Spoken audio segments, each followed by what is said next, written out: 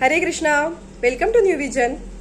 आजपर्यंत आपण प्रत्येकाने एकदा तरी फ्लाईटने प्रवास केलाय किंवा आपल्या ओळखीची व्यक्ती, जवळची व्यक्ती, मित्र मैत्रीण कोणीतरी फ्लाईटने गेलेला आहे.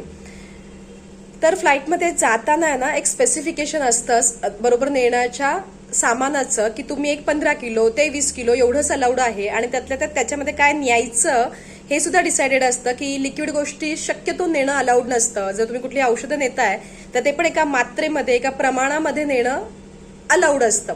साधा फ्लाईटचा प्रवास, विमानाने जाणं, पण त्याच्यातही किती स्पेसिफिकेशन असतं आणि आपण ते फॉलो करतो.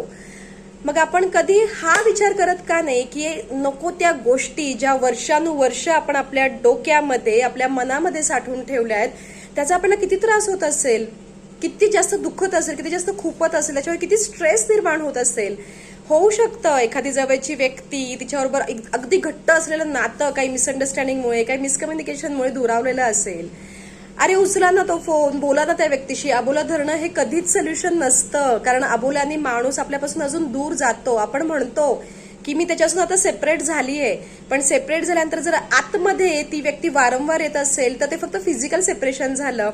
गरज असते की मेंटली तुम्ही त्या व्यक्तीपासून दूर होणं, की मला त्याचा आता विचारच येत नाही, मला आता ती व्यक्ती समोर जरी असेल तर त्याच्याशी मी माणूस म्हणून वागू शकते, तर त्याला म्हणतात खरं सेपरेशन. आणि जर आपल्याला आपली शांती टिकवायची असेल तर नेहमी स्वतःहून पुढाकार घ्यावा, कारण शांतता ही एकमेव अशी गोष्ट आहे जी स्वतःला स्वतःची कमवावी लागते आणि स्वतःला स्वतःचीच जपावी लागते. भगवंतांनी आपल्याला प्रसन्नता हे खूप मोठं गिफ्ट दिलंय, हा आपला आत्म्याचा गुण आहे, पण आपण तो असाच वाया घालवतो. ह्याच्या त्याच्याबरोबर होणाऱ्या भांडणांमुळे, होणाऱ्या वादविवादामुळे. सुसंवाद साधा, एकदा प्रयत्न तर करा. 99% समोरची व्यक्ती तयार असते, ती पण त्या कॉलची वाट बघत असते, पण आपण कॉल करावा. पोलाइटनेस हा आपण आपल्या अंगी बाळगावा स्वतःच्या शांततेसाठी. You know what? Life is really very simple, but we make it complicated by our own thoughts. So आज आपण सगळ्यात पहिल्यांदा आपल्या विचारांचं डिक्लटरिंग करणार आहोत, आपल्या स्वतःच्या पीस ऑफ माइंडसाठी.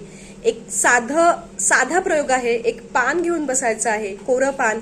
त्याच्यावर अशा गोष्टी लिहून काढायच्या आहेत की ज्या मला आठवल्या की मला खूप त्रास होतो, आणि त्या प्रत्येक गोष्टीवर आजपासून आपण काम करायला सुरुवात करणार आहोत.